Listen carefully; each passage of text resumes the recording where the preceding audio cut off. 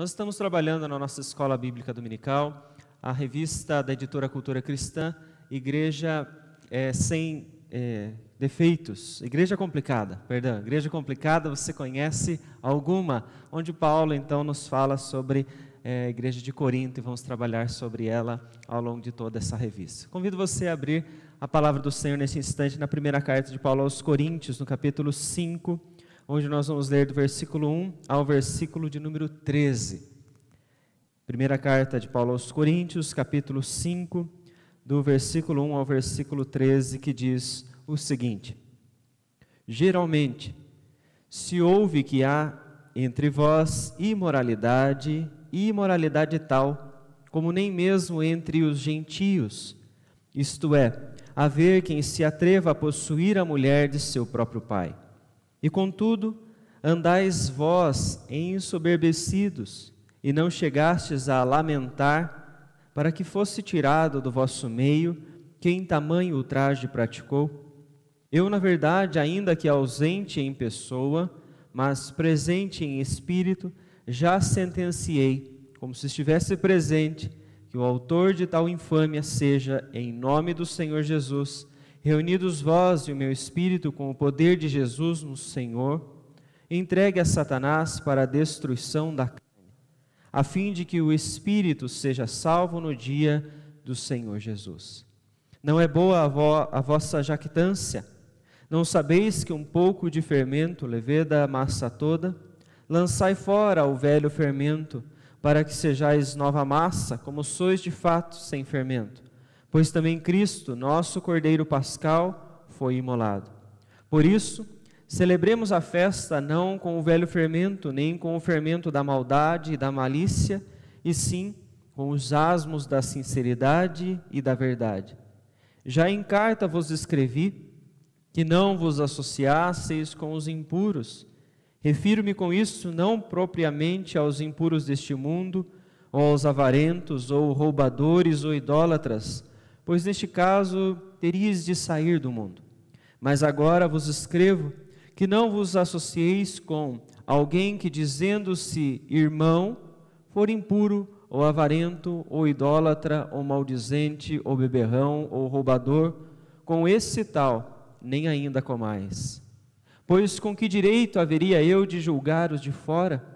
Não julgais vós os de dentro? Os de fora, porém, Deus os julgará. Expulsai, pois, de entre vós o malfeitor. Vamos orar? Querido Deus, é em nome de Jesus, que neste instante nós, diante da Tua palavra que foi lida, pedimos que o Senhor nos abençoe, que Teu Espírito Santo ilumine as nossas mentes para este momento, a Deus, onde vamos compreender a Tua palavra, que o Senhor fale aos nossos corações, que o Senhor dê a nós a clareza de entendimento, para nós podermos entender, a Deus, com profundidade a Tua palavra. Dependemos de Ti, a Deus, neste instante, para entender as verdades espirituais, ó Pai. Transforma os nossos corações, convence-nos, ó Deus, de toda falha, de todo erro, ó Deus, que por vezes a nossa mente, o nosso coração pecador, ó Deus, nos leva a concluir, ó Pai. Ensina-nos a verdade do Senhor neste instante, ó Pai. É no nome de Jesus que nós oramos e desde já nós agradecemos ao Senhor. Amém, Senhor Deus.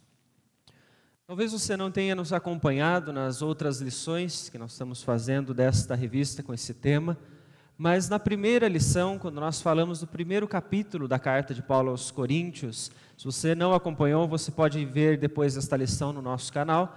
Nós falamos então dos primeiros versículos do primeiro capítulo, e Paulo começa a falar então sobre a igreja de Corinto.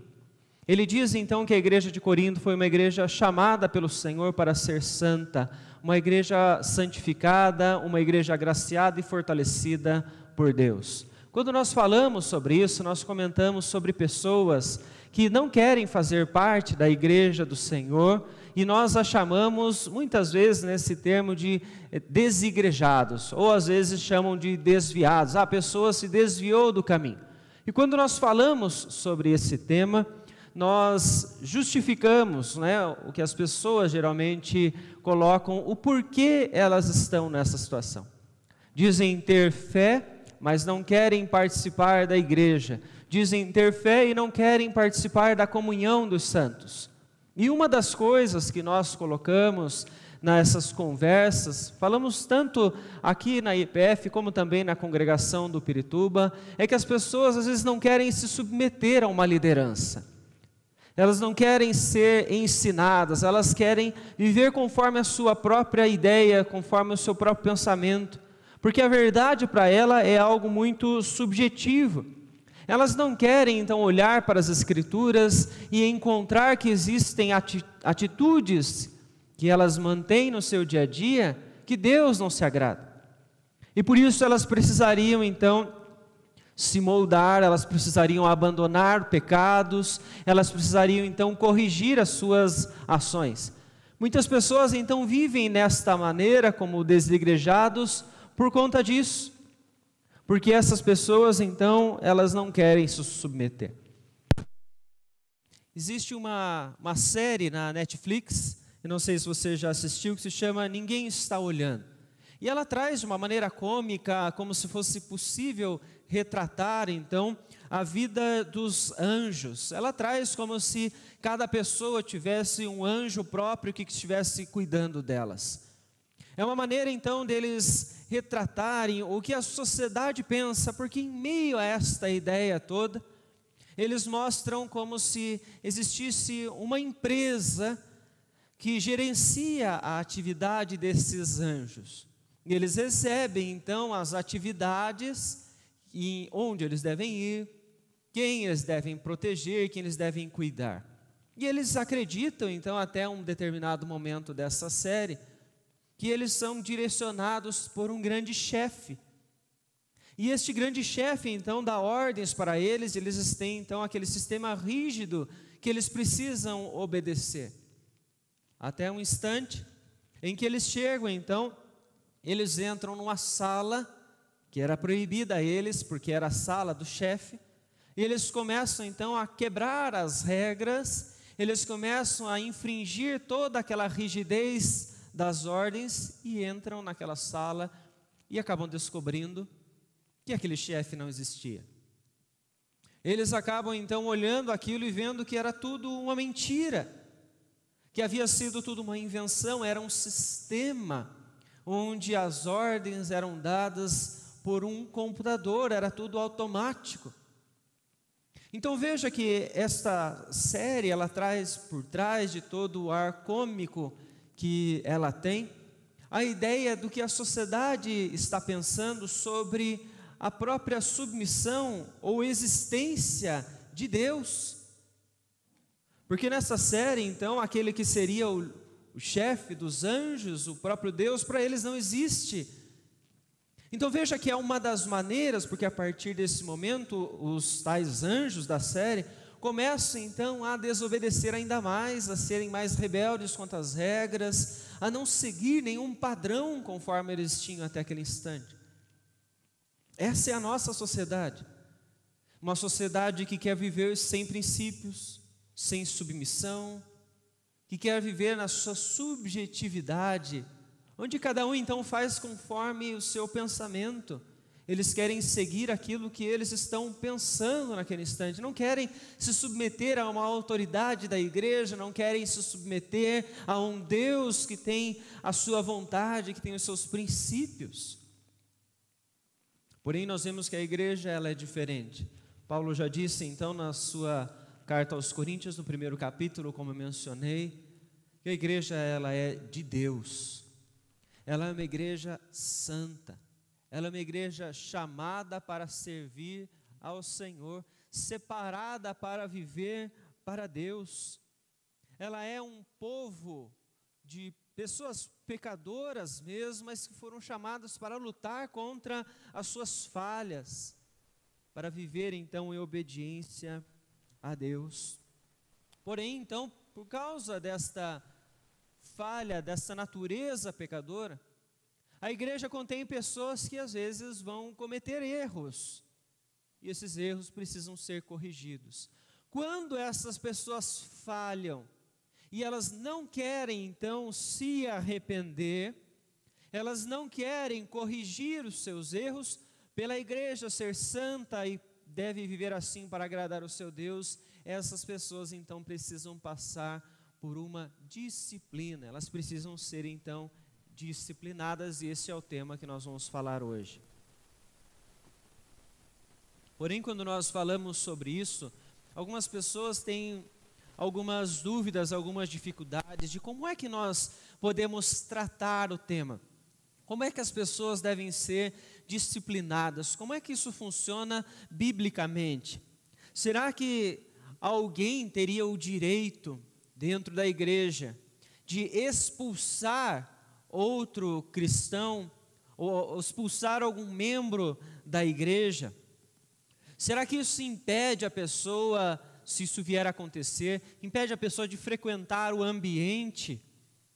Ou mesmo se ela for expulsa da igreja, né, como membro, será que ela pode ainda se tornar cristã? Será que ela ainda pode ser cristã? Acaso a disciplina, ela exclui o amor? Disciplinar alguém significa que você não está agindo com amor para com essa pessoa, e aí nós estaríamos indo contra outros princípios bíblicos. São algumas coisas que, quando nós falamos sobre disciplina dentro da igreja, as pessoas às vezes têm dificuldade em lidar com isso. E a igreja de Corinto, como nós bem já falamos, ela era uma igreja que tinha muitas dificuldades nas questões morais. Lembre-se comigo então que Corinto ficava na província da Acaia, e lá era onde ficava o templo da deusa Afrodite. Então a questão da sexualidade dentro da cidade de Corinto, ela era deturpada na sociedade. Quando a igreja foi plantada, Paulo sabia que ele ia enfrentar dificuldades com relação a esse tema, porque muitas daquelas pessoas então de Corinto já viviam naquela imoralidade sexual e passariam a ser então membros da igreja do Senhor, uma igreja santa, uma igreja de pessoas que deveriam abandonar as vontades da carne para agradar ao Senhor. Então Paulo vai tratar conosco neste capítulo de número 5 sobre o problema da moralidade que havia dentro daquela igreja e da tolerância à prática da imoralidade entre aquelas pessoas. Veja comigo então os 2 primeiros versículos, onde ele diz: geralmente se ouve que há entre vós imoralidade, e imoralidade tal, como nem mesmo entre os gentios, isto é, haver quem se atreva a possuir a mulher de seu próprio pai. Então veja só, o apóstolo Paulo, ele já ouviu falar, porque falam que existe entre aqueles irmãos da igreja de Corinto uma imoralidade, uma prática que nem mesmo entre os gentios, nem mesmo entre aqueles que não são cristãos, ela está presente.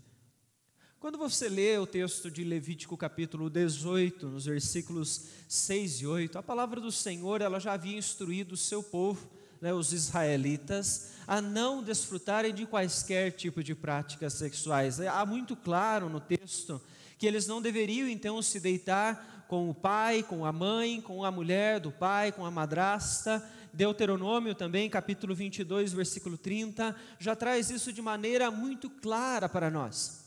O povo do Senhor, ele então não deveria viver dessa forma, não deveria ter esse tipo de práticas. Eles deveriam se manter quanto à sua sexualidade, aquilo que Deus então se agrada.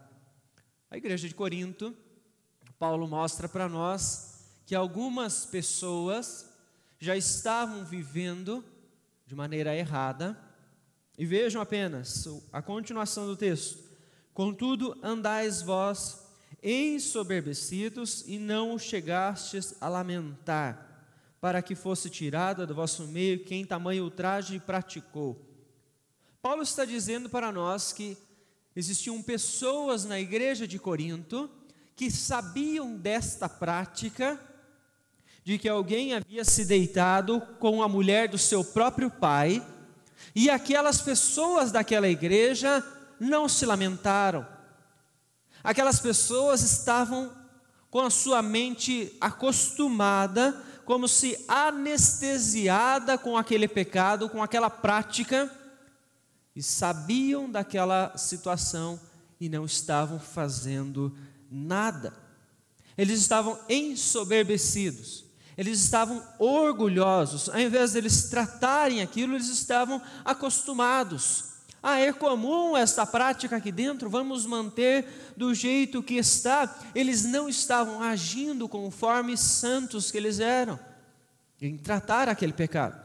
Então Paulo está nos mostrando neste momento que a imoralidade, ela precisa ser confrontada. Quando nós falamos de igreja, nós temos que entender que o pecado precisa ser tratado. Porque o pecado ofende ao próprio Deus, porque a igreja é de Deus, e Deus ele é santo, e por isso a igreja precisa manter a sua santidade. Mas como é que nós fazemos isso?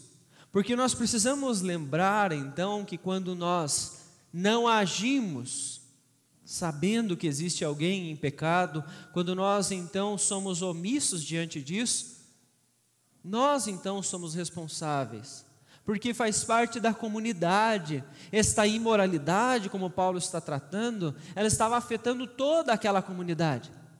Então nós somos responsáveis quando somos conscientes do erro de alguém e nós não agimos confrontando aquele pecado. Como é que nós então podemos tratar esta situação, esta circunstância? A própria palavra do Senhor, ela nos ensina. Jesus deixou esta direção para nós em Mateus capítulo 18, do versículo 15 ao versículo 17, ele diz o seguinte: se teu irmão pecar contra ti, vai arguí-lo entre ti e ele só. Se ele te ouvir, ganhaste a teu irmão. Se porém não te ouvir, toma ainda contigo uma ou duas pessoas, para que pelo depoimento de 2 ou 3 testemunhas toda a palavra se estabeleça. E se ele não os atender, dize-o à igreja. E se recusar a ouvir também a igreja, considera-o como gentio e publicano. Então veja, o Senhor Jesus já deixou muito claro para nós como é que nós temos que tratar aquele irmão que é culpado, aquele que pecou, aquele que falhou. Deve ser exortado, essa pessoa deve ser disciplinada, ela deve ser instruída à luz das Escrituras. Porém, ela pode não ouvir, ela pode permanecer naquela prática. E então o Senhor Jesus diz: leve 1, 2 ou até mesmo 3 testemunhas para conversar junto dessa pessoa. Por que é necessário ter testemunhas? Para que então este momento não possa ser acusado, levantar falsas acusações sobre a circunstância, sobre a conversa, sobre o que foi dito e o que não foi dito naquele instante. E por isso a testemunha é importante. Então veja, a imoralidade, o pecado precisa ser confrontado. Muito importante neste momento aqui, quando nós falamos de alguém confrontar o outro, de agir com sabedoria. Uma sabedoria que vem do alto, a sabedoria que vem de Deus. Porque é necessário então você tomar cuidado para não tentar agir com base em uma fofoca, com base em algo que alguém acha que estava acontecendo, e você chegar e acusar a pessoa sem você ter provas disso. Nós precisamos tomar muito cuidado com essa circunstância. A palavra de Deus nos mostra que o apóstolo Paulo, sobre aquela circunstância, ele já havia escrito a eles no versículo 9: já em carta vos escrevi que não vos associasseis com os impuros. Ele já sabia que tinha então uma circunstância de imoralidade, impureza dentro da igreja. Isso já estava acontecendo. Então veja que é muito importante nós sabermos lidar com isso, lidar com sabedoria, para não agir então em base de uma fofoca e se tornar então aquele que vai difamar, levantar um falso testemunho contra alguém. Temos que agir com cautela, com maturidade. Talvez você diga: mas isso é muito rigoroso, não precisaria ser desta forma. Mas lembre-se que nós estamos tratando da igreja do Senhor, e o nosso Deus, Ele é um Deus santo, E então por isso a igreja precisa viver em santidade a cada dia mais, para agradar a Deus, para viver conforme a vontade do Senhor. Então, a palavra nos mostra que precisa ser tratado. Mas será que em algum momento essa pessoa ela pode ser excluída da igreja? Será que alguém tem a autoridade de excluir o outro da membresia de uma igreja? O apóstolo Paulo, então, ele diz para nós, nos versículos 4 e 5, quando ele diz no 3, ele diz: eu mesmo já sentenciei esta pessoa, mesmo não estando presente. Ele diz, então, em nome do Senhor Jesus, reunidos vós e o meu espírito, com o poder de Jesus nosso Senhor, entregue a Satanás para a destruição da carne, a fim de que o espírito seja salvo no dia do Senhor.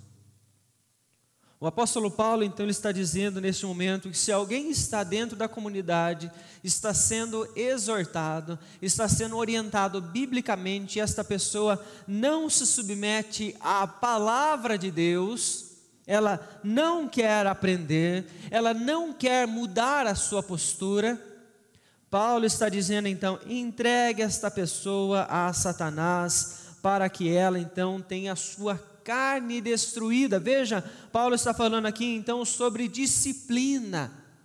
Quando ele usa então essa expressão entregue a Satanás, é porque esta pessoa, ela já está numa prática diferente da igreja. Ela está numa prática distante da comunhão, distante da santificação. É então deixar com que essa pessoa não se associe às práticas dos sacramentos onde ela não está vivendo de acordo, onde ela não concorda com aquilo que está acontecendo. E Jesus mesmo disse em Mateus, no capítulo de número 18, em verdade vos digo, que tudo o que ligardes na terra terá sido ligado nos céus, porque ele está dizendo: se alguém não ouvir a você, não ouvir a você com as testemunhas, não ouvir, portanto, a igreja, como ele diz, leve-o então à igreja. Dentro da Constituição da Igreja Presbiteriana do Brasil, este momento, então, da exortação, da disciplina, é o conselho da igreja quem vai exercer essa autoridade. Essa pessoa, então, com a acusação, ela vai ser levada para diante do conselho, para que este a questione sobre as suas práticas, para que esta então possa dizer se está vivendo desta forma ou não, e se estiver e não quiser então voltar a viver de acordo com a vontade do Senhor, que é o tempo em que ela ficou disciplinada, que ela ficou distante da comunhão, ela não demonstrou arrependimento. E então Jesus diz: se recusar ouvir também a igreja, considera-o como gentio e publicano. Alguém tem o direito de excluir o outro da membresia da igreja? Existem autoridades constituídas pelo Senhor para administrar, para governar a igreja.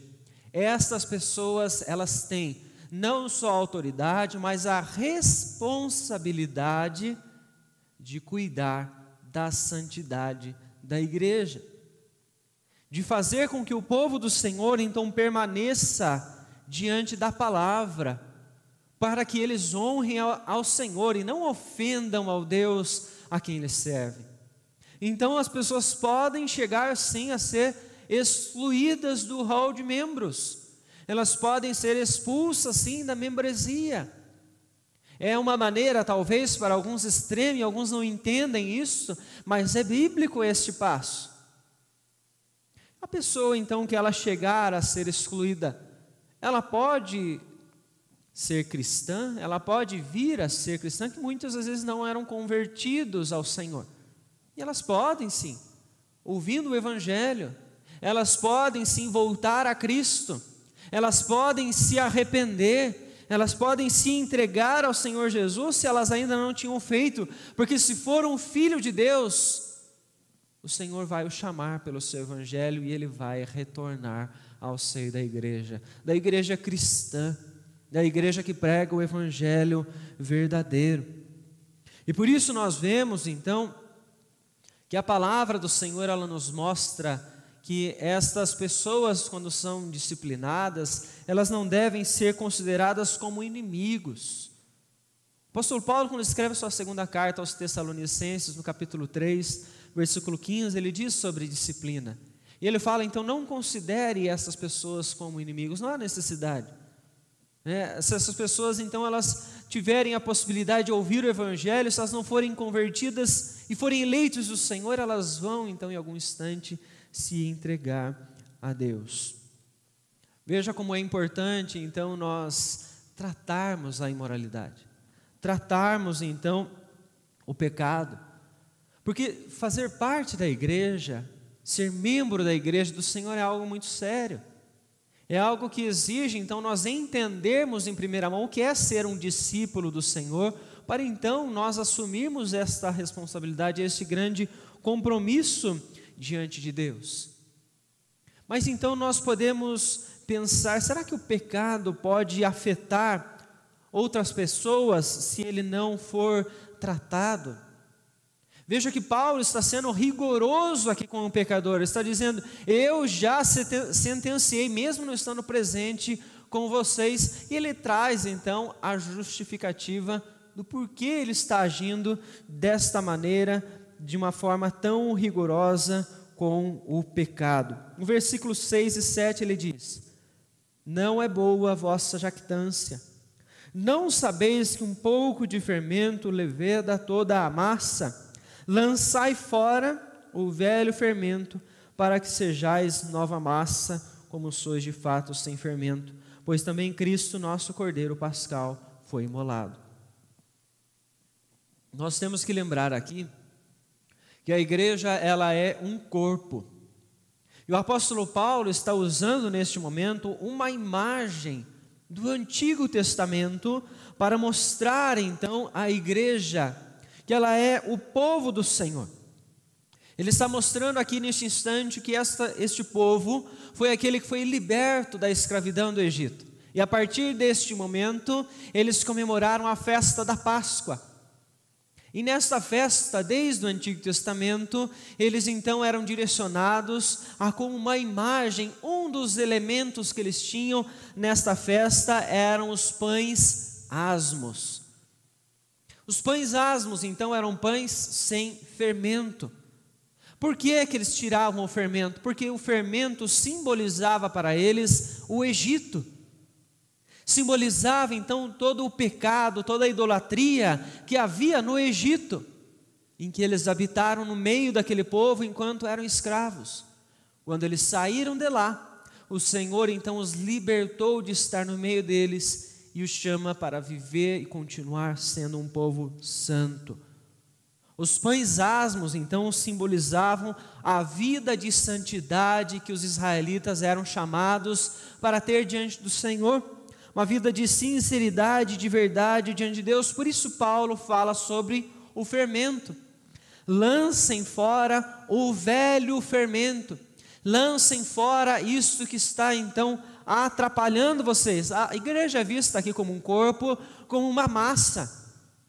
Se você já viu ou você já preparou um pão em algum momento e você coloca um pouco de fermento no meio daquela massa e você então deixa aquele fermento no meio daquela massa, começa a misturar aquilo, deixa ela descansar para você ver o que acontece. Ela não vai crescer apenas um pedaço da massa, ela vai crescer a massa inteira, porque o fermento ele vai afetar a massa por inteiro.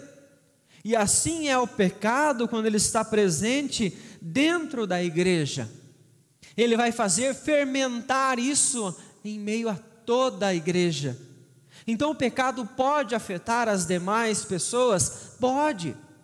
Você já deve ter ouvido aquela ilustração de que uma maçã podre num cesto, ela acaba contaminando e estragando as demais. É exatamente isso que o pecado faz. Se você deixar ele ali, ele vai começar a contaminar, porque as pessoas vão começar a olhar a vida daquela imoralidade, daquela pessoa que está em pecado, e elas vão dizer, bom, é aquilo que eu quero, porque o coração pecador daquelas pessoas quer viver daquela forma, e quando ele não é tratado, ele acha uma brecha para fazer igual aquela pessoa. Então, se a imoralidade sexual não é tratada, se a fofoca não é tratada, se a mentira não é tratada, se qualquer pecado não for tratado, a igreja sofre com isso. Não é só aquela pessoa, só aquela família. Ela vai contaminar todo o corpo. Ela vai desonrar ao Senhor, vai ofender a Deus num todo. Todas as pessoas vão começar a ser vistas assim, podem se deixar levar e fazer isso da mesma forma. Porém, a palavra do Senhor em Colossenses capítulo 3, o apóstolo Paulo diz então que nós somos nova criatura. Devemos deixar para trás aquilo que nós éramos, o velho fermento, porque agora então nós em Cristo Jesus, nós somos libertos da escravidão deste pecado, dos nossos pecados. Nós não precisamos mais viver dessa forma. Nós podemos agora viver em obediência ao Senhor. Nós somos chamados para isso, chamados para ser santos. Então é isso que Paulo está dizendo àquela igreja de Corinto: abandonem a imoralidade, abandonem o pecado, não se acostumem com esses erros que estão entre vocês. O apóstolo Paulo nos lembra na primeira carta aos Coríntios capítulo 15, versículo 33, não vos enganeis, as más conversações corrompem os bons costumes. Então nós precisamos sim tratar, porque senão isso vai trazer um prejuízo para todo o corpo de Cristo. Então tratar o pecado é você cuidar de toda a igreja, de você proteger o corpo de Cristo. Então, como é que trata? Nós já mencionamos, deve ser exortado, deve ser disciplinado. Existe a possibilidade da pessoa ser excluída? Sim, existe. Isso quer dizer que ela nunca mais vai ser cristã ou que ela não era cristã? Não, mas que ela pode, pelo Evangelho, voltar ao Senhor se arrepender. Mas existe uma pergunta que talvez umas pessoas elas não consigam responder, não consigam entender. Será que a disciplina, por agir desta forma, ela está excluindo o amor? Ela está excluindo o amor de Deus, o amor cristão que as Escrituras nos ensinam? Veja então o que o apóstolo Paulo diz no versículo de número 5. Ele diz então: entregue a Satanás para a destruição da carne, a fim de que o espírito seja salvo no dia do Senhor. Qual é o maior objetivo da disciplina? E a Igreja Presbiteriana do Brasil, ela trata isso com muita seriedade. Porque a disciplina, ela é vista apenas com base numa acusação que foi comprovada, e ela tem como intenção a restauração do pecador. E é exatamente isso que Paulo está dizendo aqui, a fim de que o espírito seja salvo no dia do Senhor. Então ele está dizendo para que essa pessoa ainda possa ser então alguém que vai servir a Deus, que ela possa servir ao Senhor em fidelidade, que ela possa se arrepender, porque a disciplina é um meio da pessoa vir a se arrepender. É a maneira como o Senhor deixou para tratar aos seus filhos. A disciplina é um ato de amor. Quando você lê então a carta aos Hebreus, ela mostra para nós que o Senhor disciplina os seus filhos, porque Ele é como um pai que ama os seus filhos. Então, em nenhum momento, quando alguém é disciplinado porque errou, essa pessoa está deixando de ser amada pela igreja. Muito pelo contrário, ela continua recebendo o amor do Senhor.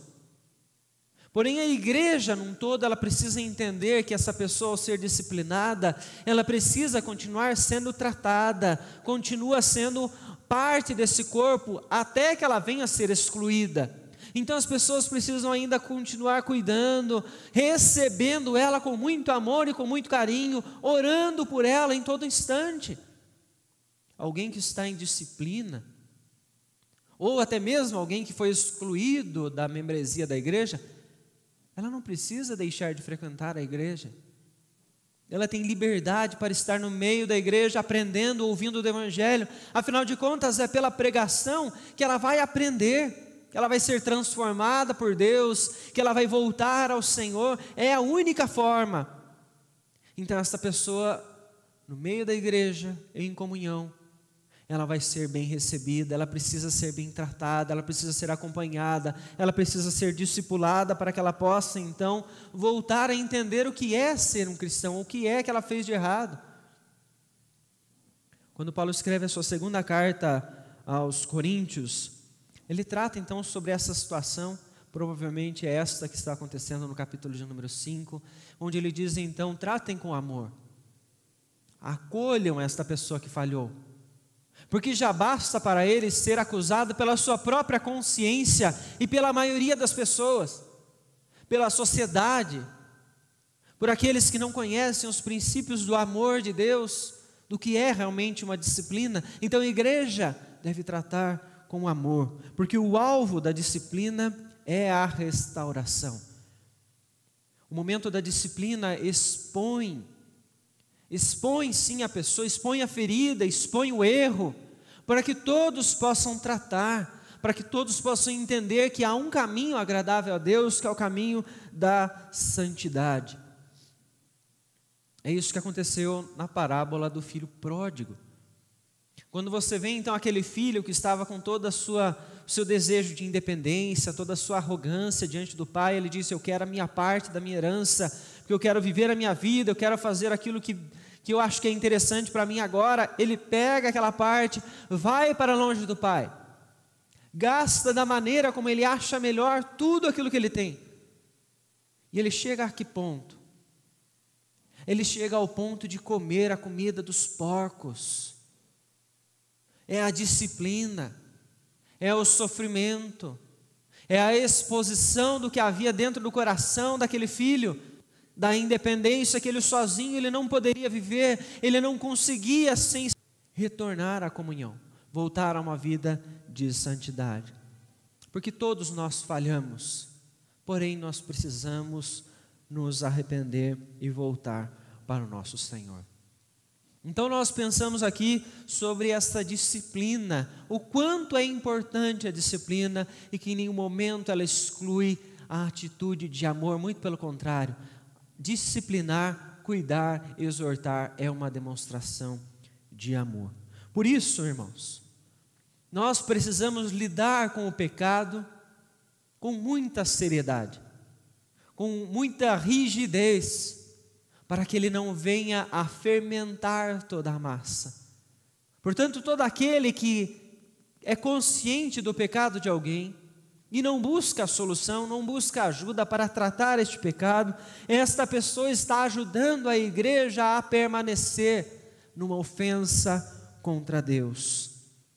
Está ajudando a este fermento a contaminar o restante da igreja. Por isso é importante nós lembrarmos que nós somos um corpo, nós somos uma massa só, se nós podemos usar esta ilustração, e precisamos cuidar uns dos outros.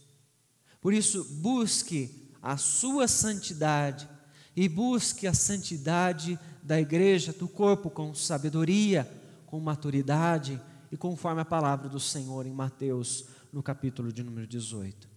Para isso, você viver em santidade, para que a igreja se mantenha em santidade, utilize o Evangelho, utilize a palavra de Deus, porque é pela palavra que nós somos então tratados. A palavra de Deus pelo Evangelho é o meio pelo qual nós somos salvos e o meio pelo qual nós somos santificados para glorificar ao nosso Senhor. Que Deus nos abençoe para nós entendermos, cada vez que lermos a palavra, a gravidade do pecado e entendermos como devemos viver para agradar e honrar ao nosso Senhor. Que Deus nos abençoe como igreja para aprendermos a importância da disciplina e vivermos isso no nosso dia a dia para honrarmos e não ofendermos ao nosso grande Deus.